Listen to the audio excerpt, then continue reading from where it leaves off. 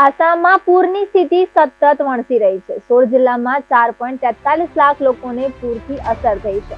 જનજીવન અસ્તવ્યસ્ત થઈ ગયું છે। જો કે રાહતની વાત એ છે કે હવે ધીરે ધીરે બ્રહ્મપુત્ર સહિતની પ્રમુખ નદીઓનું જળસ્તર ઘટી રહ્યું છે। 24 કલાકમાં પૂરના કારણે મોતના કોઈ સમાચાર નથી આવ્યા। જો કે કામરૂપમાં એક વ્યક્તિ ગુમ થયાના સમાચાર છે। ભારે વરસાદને કારણે ભૂસ્ખલનથી અત્યાર સુધી 21 લોકો મોતને ભેટી ચૂક્યા છે।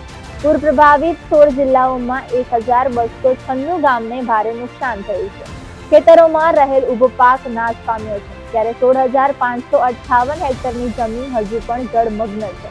2.96 લાખ પશુઓ પૂરના કારણે મુશ્કેલીમાં છે।